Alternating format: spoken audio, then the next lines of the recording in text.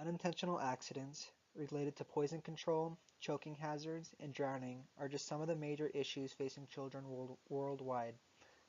According to the Center for Disease Control, injury is the #1 killer of children and teens in the United States. The CDC also states that for every one child that dies, there are 25 hospitalized, 925 treated in emergency departments, and many more treated in doctors' offices.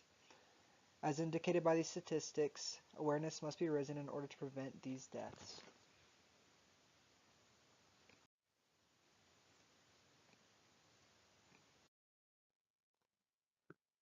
According to the Childhood Injury, Morbidity, and Mortality U.S. Fact Sheet, drowning is the #1 cause of death for children ages 1 to 4, the second greatest cause of death in ages 5 through 14, and the third greatest cause of death in children under the age of 1. According to the Center for Disease Control, the majority of these drownings occur in home swimming pools. This is usually linked to the lack of supervision around the pool, lack of swimming ability, alcohol usage by supervising adults, and/or lack of barriers such as gates or fences separating the pool area from the home. Other instances of drowning can occur in unsupervised bath time, children playing in the sink, in toilets, inflatable pools, a bucket of water, or any other body of water. According to kidshealth.org, quote, young children are especially at risk as they can drown in less than 2 inches of water. That means drowning can happen when you least expect it, close quote.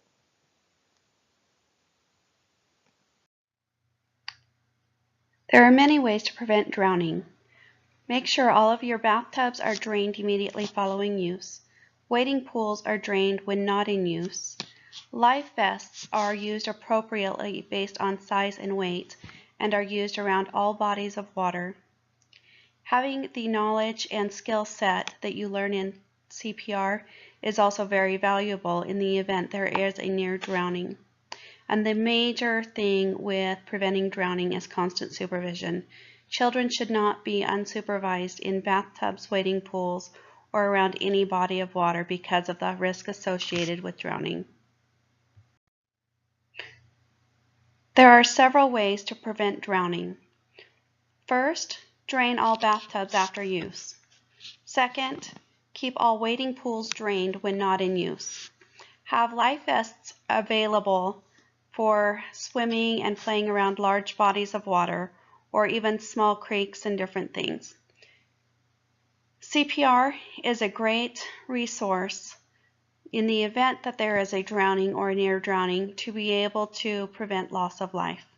And one of the main things is constant supervision. Children should never be unsupervised around water, whether it is a bathtub, a swimming pool, or another body of water. According to the New York State Department of Health, choking is the 4th leading cause of unintentional death in children under the age of 5. Choking can be caused by foods such as hot dogs, popcorn, and candy, but can also be caused by toys and household items such as latex balloons, coins, marbles, erasers, and safety pins. The New York Department of Health also states that at least one child dies from choking on food every 5 days in the U.S., and more than 10,000 children are taken to the hospital emergency room each year for food choking injuries. In order to prevent choking, it is important to cut up food into small bite-sized pieces. Provide plenty of fluid at all meal times and with snacks. Small toys that fit through the center of a toilet paper roll are choking hazards and should be kept away from all small children. And once again, constant supervision is necessary to prevent this accident.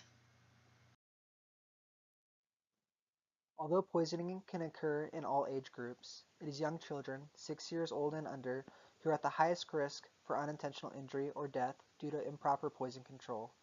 The National Capital Poison Center 2014 national data indicates that the highest instances of poisoning occurred in 1 and 2-year-olds, and that children younger than 6 years old comprise nearly half of poisoning exposures at 48%, followed by adults at 38%, and teens at 7%. Common substances that cause poisoning in young children included cosmetics and personal care products, cleaning substances, analgesics, foreign bodies such as toys, topical preparations, vitamins, and the list continues.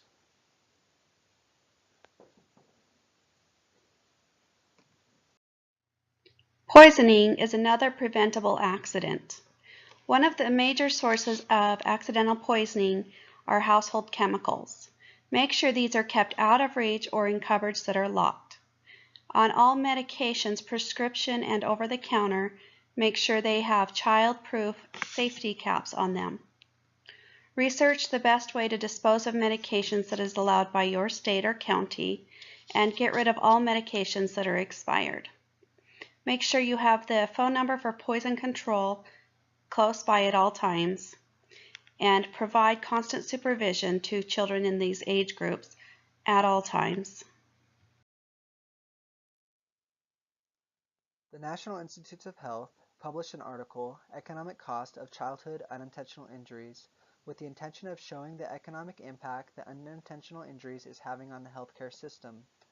According to this article, the total hospital cost for patients younger than 20 years in 2003 was $9,550,704, with the mean cost of $8,651 per case. The NIH goes on to state, quote, "The burden of unintentional injuries among children is considerable all over the world, inflicting great economic losses on society, ranging from $516,938 to $9,550,704 per year, and $4 to $1,856 per case, and 7.8 to 17.2 days length of stay per case." Close quote.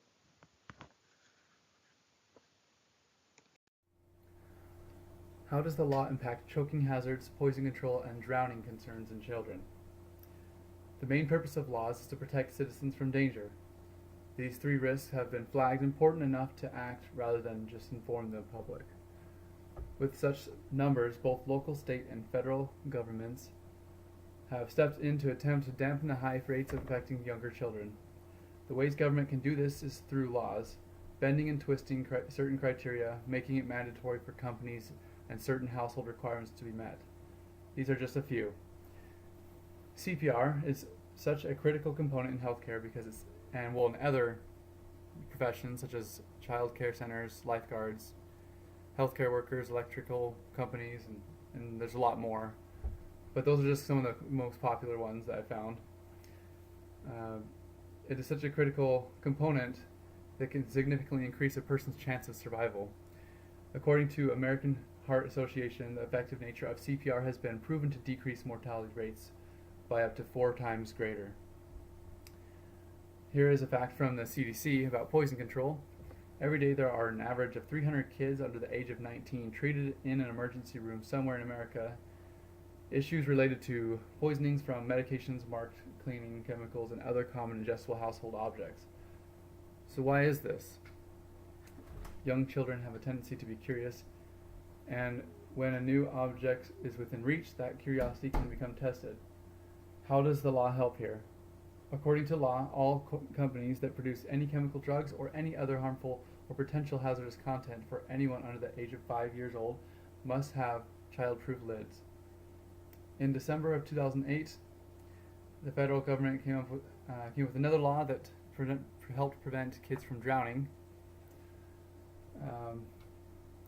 With the majority of the state's laws have established recommendations for household swimming pools, along with requirements for public pools and to have covers installed over all the drains. This movement was designed to decrease drowning tolls every year among children who have sadly drowned due to drains causing a great enough suction to trap them under the water. With drowning being the #1 cause of death in America among children, this law attempts to address this concern. Many laws, including this one, provided were created to assist in the wrongful and preventable deaths from children reported every year. While these are only laws that decrease the risk of either poisoning, choking hazards, and drowning complications, other factors can contribute to an increase in incidents to choking, poisonings, and drowning.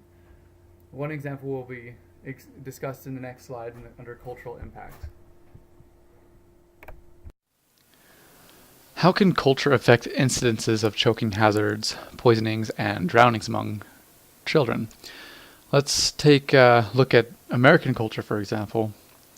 Today, on average, it is difficult to maintain enough money to support a family off of one income. A long time ago, it was customary for the men to go out and work to provide for family, while the women stay home and raise and nurture the children. Now, according to the Department of Labor, in 2015, 60.6% of married couple families, both the parents have a job. Growing up, both of my parents were even working. This goes to show that a majority of parents and families with children are working, which can lead to decreased awareness to the children's exposure to elements leading to either choking, poisons, or drownings. There are many programs and resources available to empower parents and other caregivers with knowledge about the dangers that children face in early childhood and how to avoid them. A local resource in the city of Hemet, California is Palm Desert Resuscitation Education. Here they provide hands-on training in resuscitation efforts like CPR and the Heimlich maneuver. Knowledge of how to properly perform these life-saving techniques is critical for parents of young children who are at risk for drowning and choking. Their website is yourcprmd.com. In the state of California, an educational campaign called the Safer 3 Water Safety Foundation is in place that provides year-round educational programs and resources about drowning prevention and water safety, which is a major cause of death in early childhood. Their goals are to raise awareness of and provide resources to reduce drowning risks and to educate the public about the 3 elements of drowning: water, people, and response. They give presentations at elementary schools and provide resources and tools so that community members can teach others in their community. Their website is swimforlife.org. Another source of death and injury in early childhood is from accidental poisonings. The American Association of Poison Control Centers provides a national poison control number that parents and caregivers can call around the clock if they fear their child has ingested something potentially toxic. This number will automatically connect to a local poison control center who will be able to answer questions and give direction as necessary. Their website also offers valuable resources about how to prevent accidental poisonings at aapcc.org.